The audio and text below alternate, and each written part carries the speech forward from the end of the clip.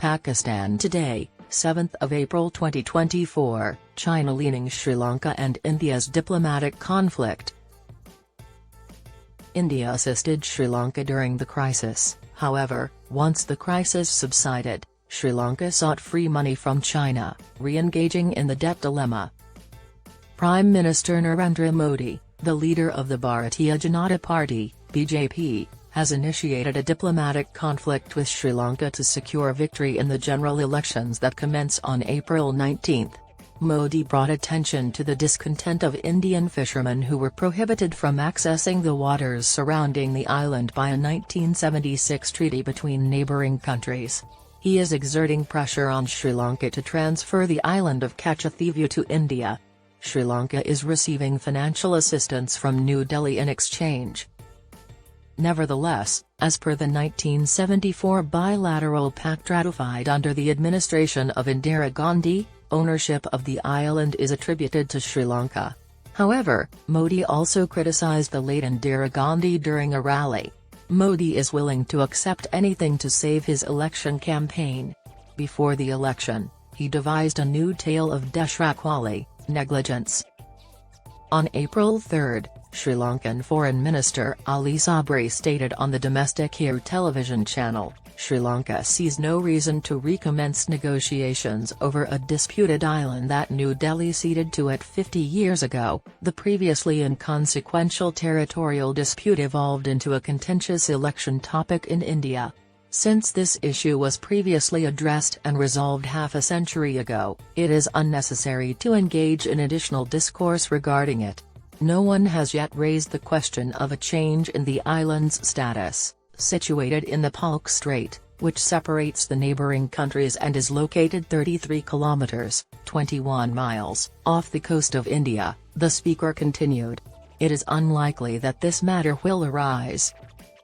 His remarks followed Modi's Bharatiya Janata Party's use of the 115-hectare, 285-acre, island as a campaign issue, accusing the opposition Congress Party of hastily relinquishing it, as reported by Reuters. After losing all 39 seats in the southern state's 545-member parliament in the previous election, the BJP is attempting to make electoral inroads in the coastal state of Tamil Nadu, which faces the island. The statement reads, Tamil Nadu voters will participate in the initial 7 rounds of the election process, which concludes on June 1. India transferred the island to Sri Lanka in 1974, and the Fishermen's Pact was ratified in 1976. However, disputes regarding the transfer and the reduced rights have prompted 2 unresolved Supreme Court cases over the past 2 decades. On Monday, April 1, 2024, Indian Foreign Minister Subramaniam Jaishankar stated that Sri Lanka had detained over 6,000 Indian fishermen and 1,175 fishing vessels in violation of the No Fishing Pact over the past 2 decades, according to Reuters. ForeignPolicy.com published an article on April 3 of this year regarding this matter. Sri Lanka demonstrates its unique approach to strategic autonomy. Recent terrorist incidents in Pakistan highlight the danger faced by Chinese personnel and infrastructure in the region, and Indian Prime Minister Narendra Modi attempts to sway voters in the southern Indian state of Tamil Nadu. The article continued that the majority of South Asian governments, including Sri Lanka, have non-aligned foreign policies that aim to strike a balance between their relations with major powers. This approach optimizes their diplomatic adaptability and capacity to function autonomously in global affairs, a concept referred to as strategic autonomy. In the interim, the report continued that Sri Lanka has strengthened economic ties with China and is currently the site of several significant Chinese infrastructure projects. Additionally, Sri Lankan President Ranil Wickremesinghe has supported Beijing's stance on significant matters, such as the AUKUS security alliance comprising Australia, the United States, and the United Kingdom. While a dedication to strategic autonomy may influence Sri Lanka's actions, their practical implications outweigh their principled intentions. The nation is recovering from a severe economic crisis and is in dire need of available financial aid. Achieving that objective is facilitated by collaboration with all the major powers. Foreignpolicy.com stated, South Asia has become a battlefield for geopolitical rivalry, putting pressure on non-aligned governments in the region to choose a side.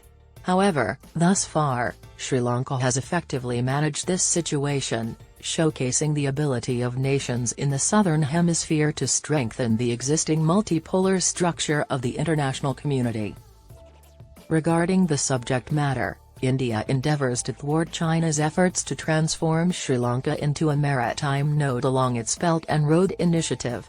According to thediplomat.com, Beijing has made substantial infrastructure investments in Sri Lanka in recent years as part of its String of Pearls policy, which aims to establish a naval presence throughout South Asia by constructing ports and other facilities in friendly nations such as Myanmar, Bangladesh, and Pakistan.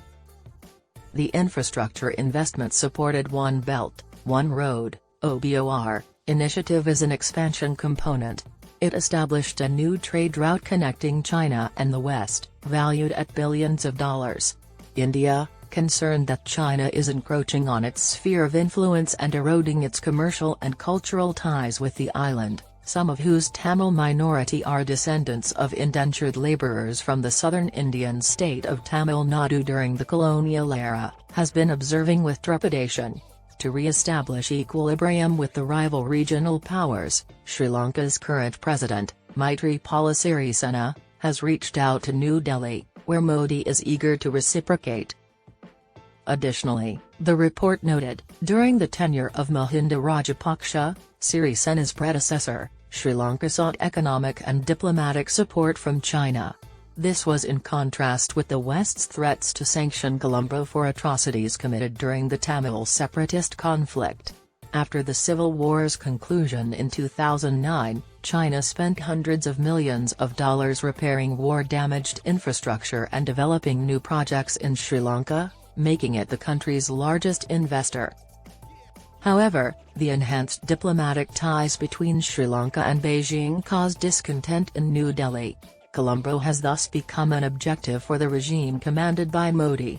Indeed, the primary purpose of Modi's campaign is to solidify his hegemony over the region. The false flag operation of Pulwama, which took place on the Pakistani side of Kashmir while Modi was a phantom, and the ongoing atrocities committed against Kashmiris during India's illegitimate occupation of the region are currently being exposed to the international community. Furthermore, it is intolerable for any South Asian nation to tolerate India's monopoly. Prime Minister Modi, however, persists in his evil schemes to maintain Indian influence in the region. Narendra Modi has undoubtedly adopted astute strategies to bolster his popularity in the run-up to the election.